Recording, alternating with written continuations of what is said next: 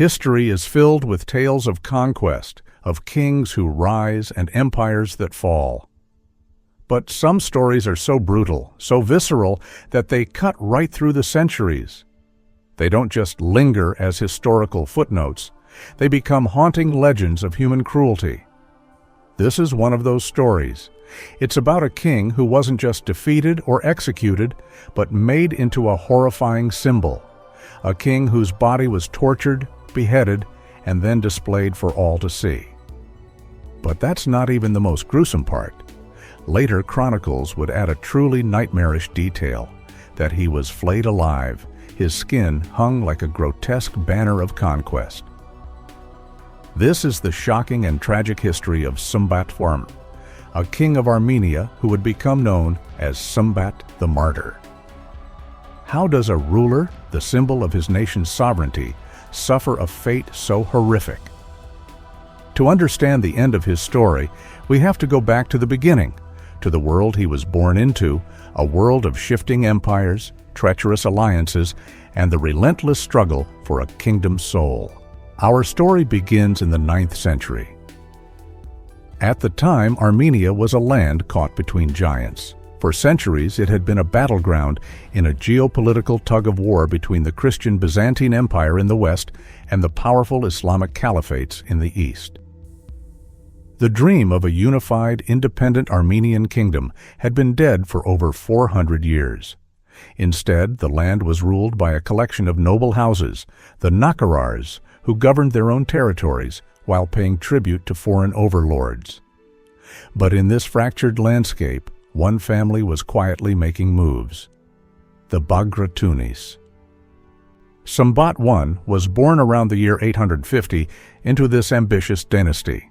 His father, Ashot the Iron, was a master of both war and diplomacy. He expertly navigated the treacherous political currents, playing the Arabs and Byzantines against each other while uniting the scattered Armenian princes under his banner. In 885, Ashot did the impossible. He restored the Armenian monarchy, and he was recognized as King Ashot the Iron by both the Abbasid Caliph in Baghdad and the Byzantine Emperor in Constantinople. It was a massive achievement, the dawn of a new golden age for Armenia. When Ashot the Great died in 890, the crown passed to his son, Smbat. But it wasn't a smooth transition. Smbat's own uncle, Abbas, immediately challenged him for the throne from his fortress in Kars. This internal conflict was a dangerous sign of just how fragile the new kingdom was.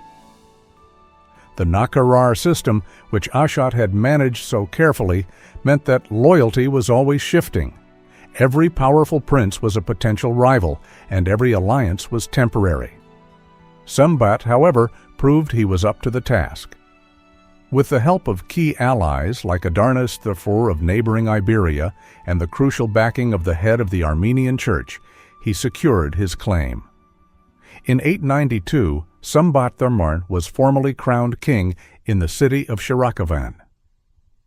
For a while, King Smbat continued his father's successful playbook. He kept a careful balance of power, staying friendly with the Byzantines while promising the local Arab governor, or Ostikan, that this alliance wouldn't hurt Arab economic interests.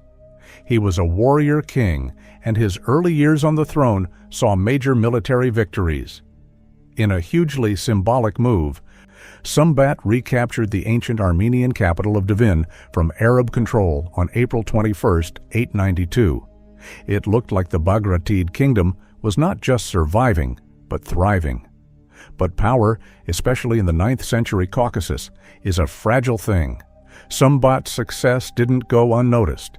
The Arab governor, Muhammad ibn Abi'l-Saj, known as Afshin, grew nervous about this powerful Christian kingdom on his border.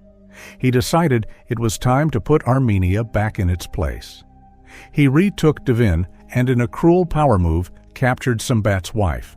He held her hostage until Smbat was forced to trade her for his own son, Musha, and his nephew.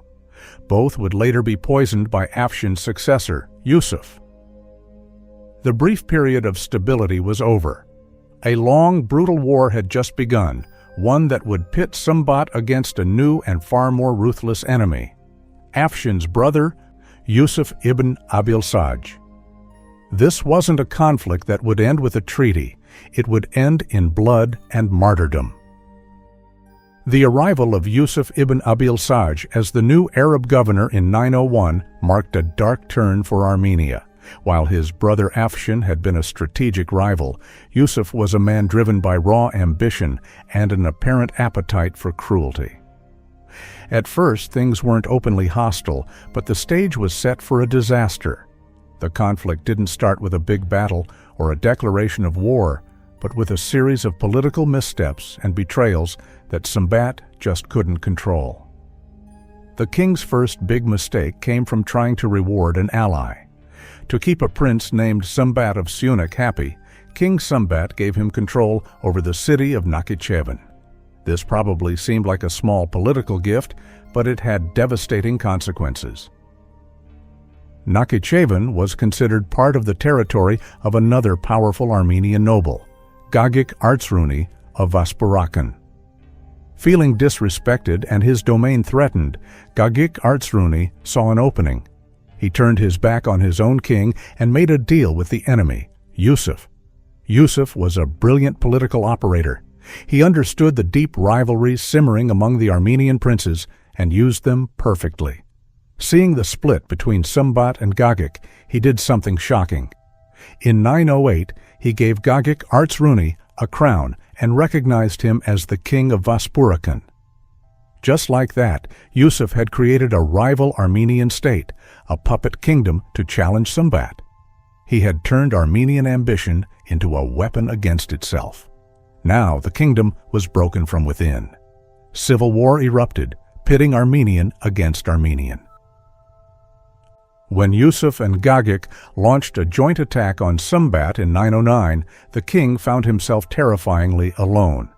His supposed allies, the Byzantines and even the Abbasid Caliph in Baghdad, Yusuf's own superior, sent no help. Even worse, other Armenian princes saw which way the wind was blowing and decided to stay out of it, withholding their support. The war was a catastrophe. Yusuf's armies, often fighting alongside Gagik's forces, tore through the country. They chased Smbat relentlessly from one province to the next.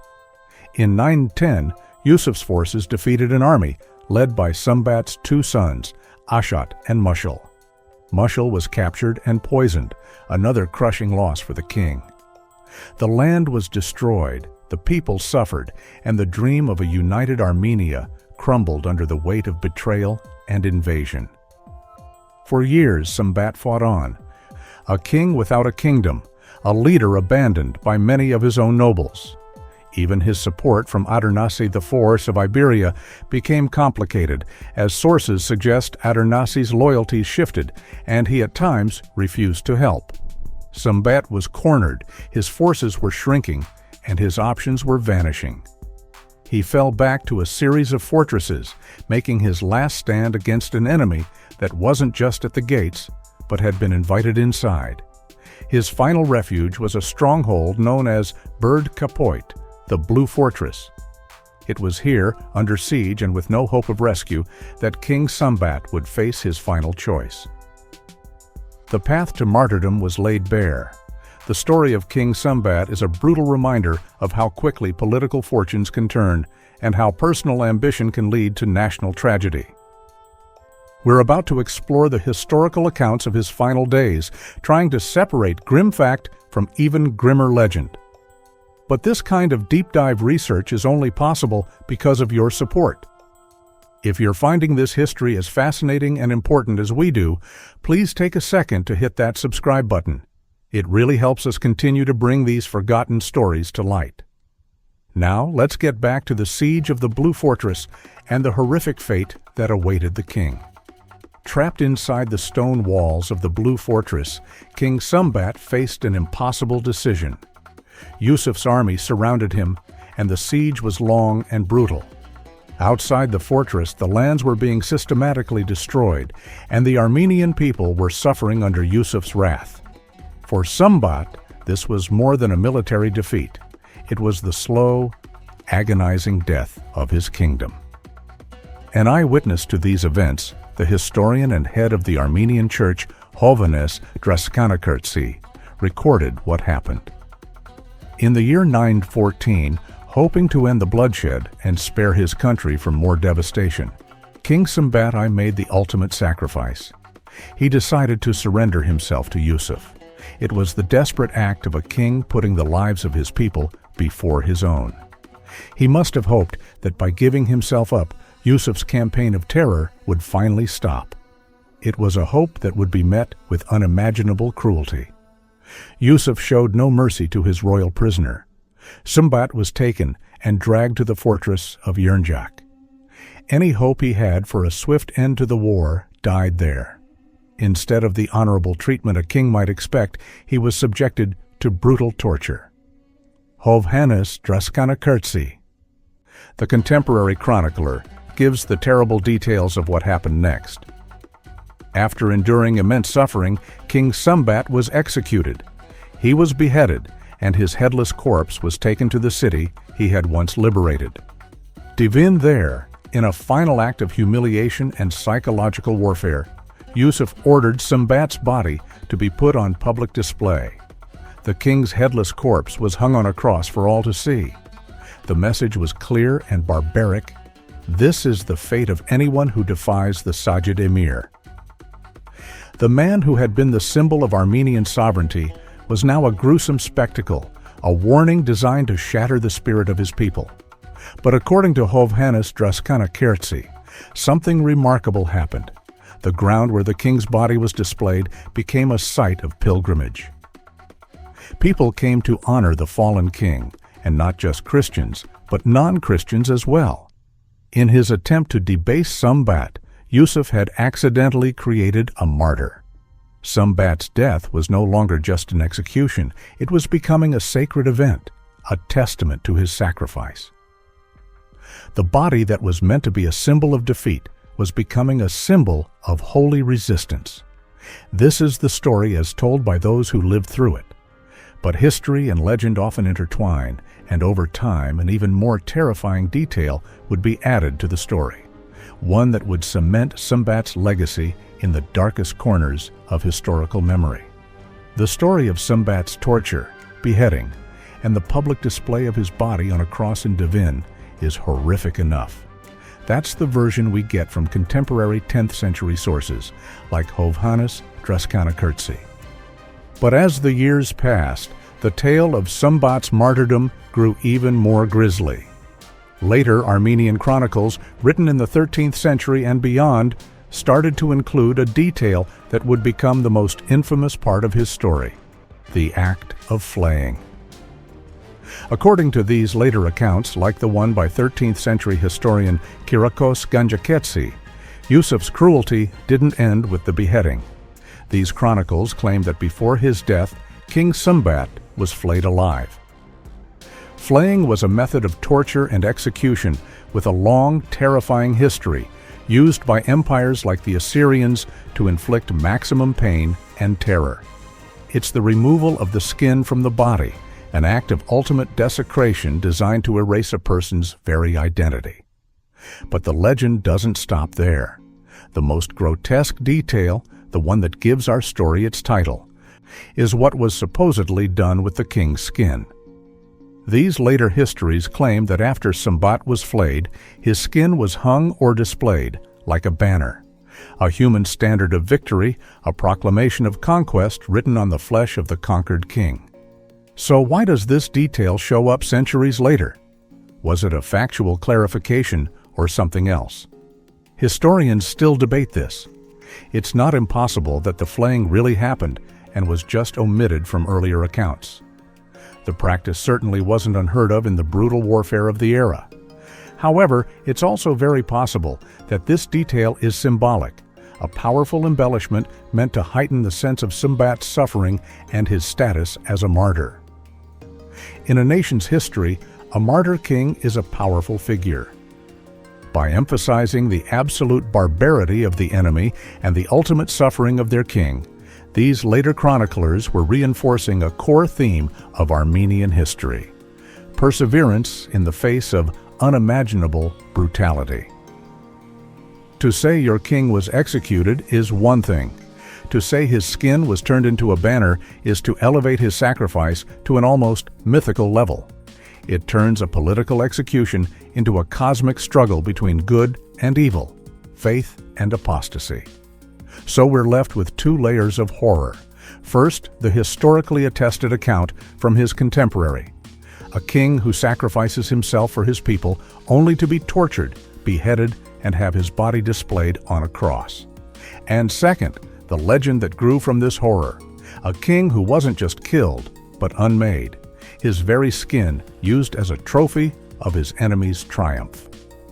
Whichever account you follow, the goal was the same, to terrorize the Armenian population and stamp out any hope of resistance. But Yusuf's brutal spectacle would have the opposite effect. The death of King Smbat wouldn't be an ending. For his son, it would be a beginning. The beginning of a quest for vengeance that would give rise to one of the most formidable figures in Armenian history. The public desecration of King Smbat's body was meant to be the final chapter for the Bagratuni dynasty. Yusuf ibn Abi'l-Saj had not only killed the king, but had also installed a puppet anti-king in Dvin, Smbat's own cousin, Ashot. Armenia was fractured, demoralized, and occupied. But Yusuf had underestimated the resilience of the Bagratid line and the fury of a son who had just seen his father martyred. That son was Ashot II. Ashot II succeeded his father in 914, inheriting a kingdom in ruins. But he didn't inherit his father's willingness to negotiate. From the moment he took the throne, Ashot II was a man forged in fire and loss. His entire reign would be one of relentless war against foreign invaders and local rebels, a struggle so fierce it earned him the name he's known by forever.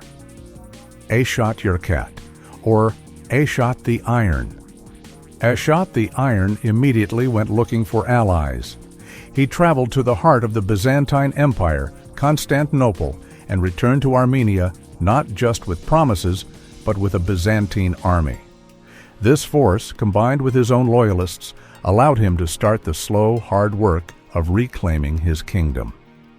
For years, a brutal civil war raged as Ashot fought to kick his cousin, the anti-king, out of Dvin. By 920, the pretender gave up, and Ashot II began to cement his power. But his greatest test would be against the man who murdered his father.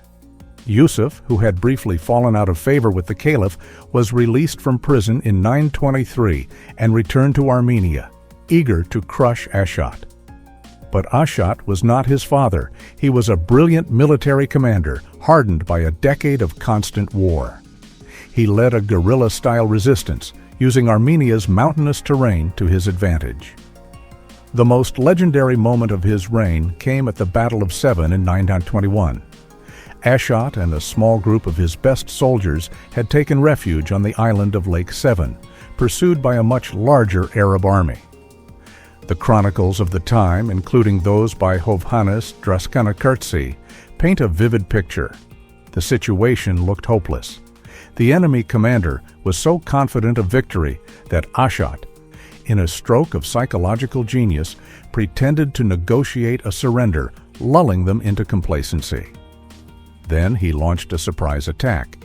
He had built 10 large boats and filled them with his best archers. In the early morning, they rowed close to the shore where the enemy troops were casually waiting for the surrender. Instead, they were met with a deadly hail of arrows. The 10th century historian wrote that the archers caused mass panic, and the much larger Arab force, caught completely off guard, broke and fled. Ashot the Iron, with just a handful of men in boats, had routed an entire army. The victory at Sevan was a massive turning point. It shattered the myth of Yusuf's invincibility and sparked the Armenian liberation movement. Following the battle, Ashot and his allies swept through the country, clearing out the foreign invaders. The victory was so complete that the Abbasid caliph in Baghdad, seeing the writing on the wall, had to accept reality. The caliph sent Ashot II a crown and gave him the prestigious title of Shahanshah, or King of Kings. This title signified his authority over all other princes in the region. Ashot II hadn't just avenged his father, he had secured Armenia's independence on his own terms. King Smbat was named the Martyr for how he died. His son, Ashot II, earned the name the Iron for how he lived. The father's sacrifice had paved the way for the son's triumph. Smbat's brutal death didn't break his people's spirit. It fueled a renewed fight for freedom that secured the Bagratuni kingdom for another century. His legacy isn't just one of suffering, but of the fierce resilience that was born from it. The story of Ashot the Iron is just as incredible as his father's, and it's a perfect example of how one historical event can trigger another. We love exploring these interconnected histories, and if you do too, please consider leaving a comment below. What other historical acts of vengeance or rebellion do you find fascinating? We read all the comments, and your suggestions often inspire our future videos. And if you haven't already, now would be a great time to like and subscribe so you don't miss our next journey into the dark and dramatic annals of history. The story of King Smbat is a chilling look into the depths of medieval brutality. It's a narrative defined by torture, desecration, and the use of a human body as a political weapon. The image of a king being flayed, his skin hung like a banner, is the stuff of nightmares, a legend forged in the crucible of war and passed down for 1,000 years. But the full story is more complex than its goriest details. It's a story of a kingdom reborn, only to be torn apart by enemies from without and jealousy from within. Smbat's reign was a tightrope walk between empires, a balancing act that failed when the ambition of one man, Yusuf ibn Abi'l-Saj, and the betrayal of another, Bagratuni, came together to create a perfect storm of destruction. Smbat's decision to surrender himself to save his people is the defining moment of his life. It was an act of profound sacrifice that, at the time, must have seemed like a total failure. Yusuf's goal was to make an example of him, to hang on a cross not just a man, but the very idea of an independent Armenia. Yet, in doing so, he created a martyr. The site of Smbat's execution became a place of pilgrimage, a symbol of defiance in the face of tyranny. His death, meant to be an ending, became a seed. From that seed grew the iron will of his son, Ashot II, a king who turned his father's martyrdom into a rallying cry for vengeance and freedom. The legacy of Smbat is therefore twofold. He is remembered as Smbat the Martyr, a figure of holy sacrifice whose suffering embodies the long history of his people's persecution. But he is also the father of Ashot the Iron, the man who made sure his father's death would not be in vain. The tale of King Smbat forces us to confront how history is lived, how it's written, and how it's remembered. The debate over whether he was only beheaded and displayed on a cross, or if he was also flayed alive, continues among historians. But the power of the story, the reason it has endured, lies in its unflinching depiction of the clash between tyranny and endurance. It's a testament to the idea that you can kill a king, you can desecrate his body, but you cannot always kill the idea he represents. Sometimes, from the most brutal of deaths, a nation's fiercest will to live is born.